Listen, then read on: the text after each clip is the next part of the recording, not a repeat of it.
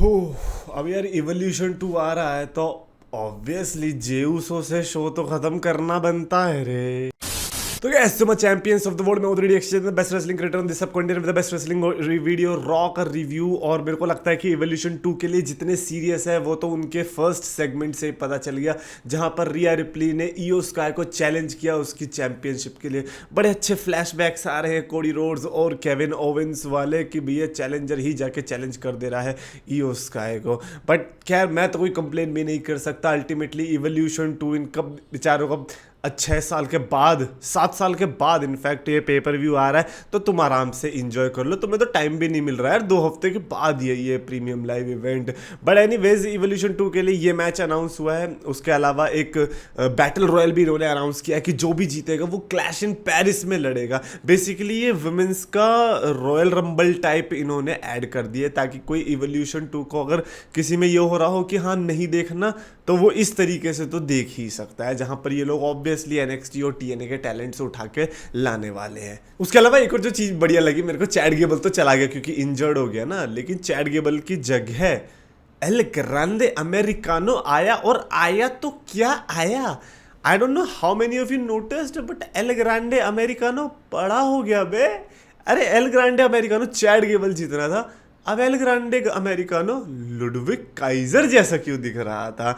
जैसा भी है, लेकिन अब देखने में मजा आने वाला है। ये एल ग्रांडे की स्टोरी लाइन मेरे को लगता है कि यार तुम कंटिन्यू करो यार। ये लोग भाड़ में जाएं, जो लोग कह रहे हैं रेसिस्ट पेसिस्ट, इनको हटाओ यार। तुम आराम से कंटिन्यू करो, कौन रोक रहा है, कौन रोक रहा है। तुम खुद ही रुक जाओगे। खैर क्या ही बोले, पट्टी कितनी यार इन लोगों की यार।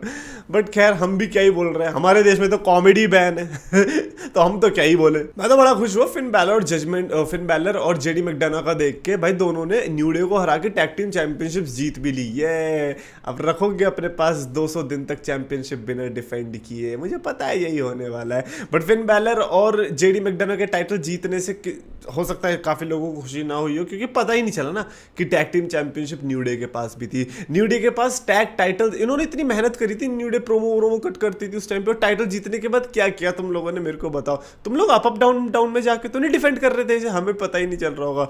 बट भाई कंप्लेन तुम कर ही नहीं सकते, इतनी सारी चैंपियनशिप से। मुझे बताओ पूरा दिन के चैंपियनशिप मैच थोड़ी कराते रहेंगे, यही तो प्रॉब्लम है। और ये लोग और इंट्रोड्यूस कराते रहते हैं नई टाइटल्स की। अच्छा कमी लग रही है थोड़ी सी, और टाइटल्स इंट्रोड्यूस करो। अरे भाई हमसे ले जाओ यार, एक आध तो हम पे भी पड़ी है, वो भी ले जाओ। अच्छा रूसेव और शेमस के बीच भी बड़ा बीटिंग कॉन्टेक्स्ट देखने को मिला, क्योंकि भाई देखो इस कॉन्टेस्ट में तो हमें पता ही था कि दोनों एक दूसरे की पिटाई करेंगे, जैसे स्कूल में हेडमास्टर करते थे ना, बिल्कुल वही वाली पिटाई करेंगे। और वही पिटाई देखने को भी मिली दोनों के बीच में। बड़ा ब्रूटल मैच था।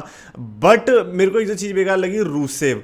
अब वही है कि मैंने कहा था ना कि 2014-15 वाला जो रूसेव था उसके लिए जो हेट थी वो वापस से जग रही है। यही वाला रूसेव चाहिए था, बाकियों को मुझे तो नहीं चाहिए था। मतलब चाहिए था, लेकिन समझ रहे हो मैं हेट करने लग गया हूँ इस रूसेव को। और वही आई थिंक रूसेव के लिए बेस्ट भी होने वाला है।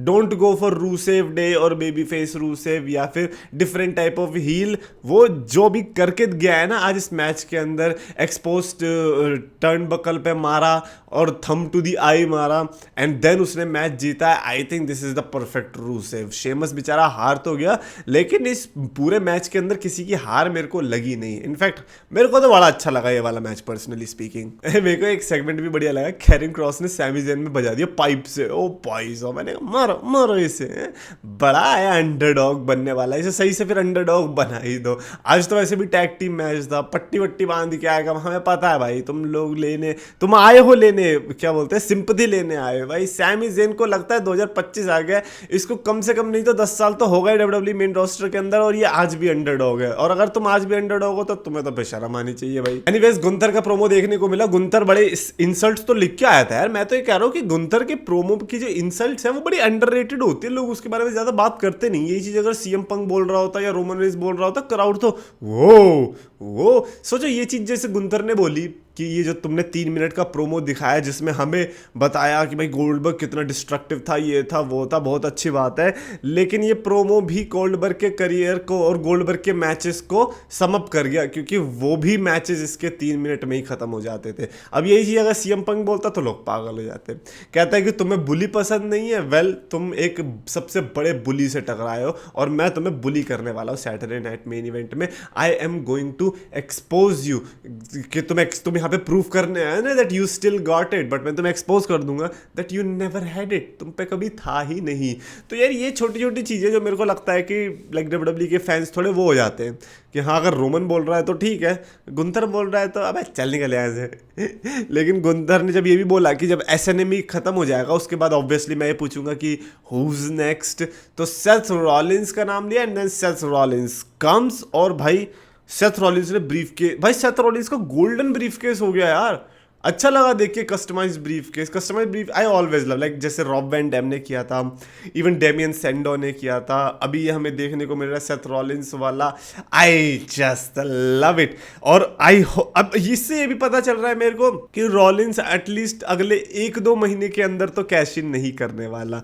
मैं तो रॉलिंस की अगर कैश इन हो रही है तो फिर भाई वो बड़ी ही लेवल पे होने वाली है, वो एटलीस्ट अपने पिछले वाले कैश इन को तो उससे ऊपर करने की कोशिश करेगा, ऐसी थोड़ी रैंडम ऐस किसी भी शो में जाके कर देगा। So don't expect anything less than may be a WrestleMania cash in और रॉयल रंबल कैश इन, तो इतने बड़े पैमाने पे जब जाएगा तब। अभी तो कॉन्ग्रेचुलेट ही करने आया था गुंथर को कि भाई देख मैं तो दोनों चैंपियनशिप के पीछे पड़ सकता हूँ, और उसने कॉन्ग्रेचुलेट भी बोला, but CM Punk came and CM Punk just attacked। like CM Punk और सेथ रॉलिंस के बीच एनिमोसिटी ने पर वो कमाल की है। CM Punk का थीम सॉन्ग बजते ही जो सेथ रॉलिंस का रिएक्शन था ना, यही सेम रिएक्शन होता है दोनों के फैन बेस का जब भी अपोजिट साइड का थीम सॉन्ग बज जाता है। और CM Punk ने आके बजाना शुरू किया और भाग गया सेथ रॉलिंस वहां से, लेकिन CM Punk को गुंथर ने ऐसे पीछे खींचा, CM Punk ने उसे धक्का ही दे दिया। पहली बात तो तुमने खींचा क्यों, क्योंकि भाई उसका अपोनेंट है, तुम्हारा तो गोल्डबर्ग है ना, तुम जाके उससे लड़ो। उसको पीछे खींचे, CM Punk को भी गुस्सा आया, उसने धक्का दे दिया और गुंथर वहां पे पड़ा है। भैया कहा हो गया, मेरी तो बेइज्जती हो गई क्या, ये तो जेउसो भी नहीं है, इसे तो मैं अभी बजा भी नहीं सकता, क्या किया जाए। तो वो सोचता ही रहा, उतने में तो CM Punk चला भी गया। मैंने कहा यार CM Punk वर्सेस गुंथर भी है तो लग तो कमाल की चीज रही है, क्योंकि इसमें भी चैंपियनशिप का माल मसाला दिख रहा है मुझे CM Punk के लिए। तो जो भी है, सेथ रॉलिंस को वहां पे LA नाइट मिल गया, LA नाइट ने वहां से बजाना शुरू कर दिया, बैक स्टेज वहां तक ले गया, क्राउड जहां से आ रही होती है। मैंने कहा भाई ये बहुत सही है, सेथ रॉलिंस को LA नाइट से अच्छा अपोनेंट नहीं मिल सकता था। लाइक SNME में इन्होंने कंफर्म भी कर दिया that LA night versus Seth Rollins is going to happen. क्या सपने संजोए थे हमने रेसलमेनिया ट्रिपल थ्रेट के बाद कि सेथ रॉलिंस पता नहीं क्या क्या करेगा, और सेथ रॉलिंस यहाँ LA नाइट से लड़ने बैठा है। भाई आंसू आ गए मेरे को। बेली और रॉक्सेन के बीच भी मैच देखने को मिला था, एंड देन बेली एंड रॉक्सेन के बीच का मैच ड्रॉ हो गया। लाइक मैं गलत था, मैंने कुछ टाइम पहले बोला था ना कि ये बेली अब यहाँ पे कुछ अलग ही हो, नहीं कुछ नहीं होगा, ये पहले की तरह होगा, और हो सकता है कि इस बार तो सही में बेली को लोग भूल ही जाएंगे। And finally the Bronson Reed and Bron Breakker versus Sami Zayn and Penta के बीच match, and Bron Breakker and Bronson Reed का तो जो ऑरा है ना, मैं तो यार बेबी फेसेस देखो हर कोई किसी को पसंद होता, बट मैं तो यहाँ पे चाहता कि ब्रॉन्सन एंड ब्रॉन ब्रीकर ही जीते, उससे कम में तो मैं मानने ही वाला नहीं हूँ। और आज पूरे शो की जो मेरे को सबसे बढ़िया बात लगी थी वो था कि जे उसो आया ही नहीं। मैंने कहा हो यार आज तो कुछ अलग ही सीन चल रहा है। खैर ब्रॉन्सन एंड ब्रॉन ब्रीकर ने मैच तो जीता, बट देन वो बाद में अटैक करने लग गए पेंटा को भी, और फिर उसे बचाने आया जे उसो। मैंने कहा हक दिया। पूरा शो थोड़ा बहुत ठीक ठाक जा रहा था, तुमने लास्ट में आके जो जे उसो को लाए हो ना। अब देखो यार क्राउड तो पसंद कर रही है ऑब्वियसली, अब ऐसे में कैसे तुम किसी को हेट कर सकते हो, but hate is not a thing जो कि आप क्राफ्ट करते हो, ये तो हो जाती है।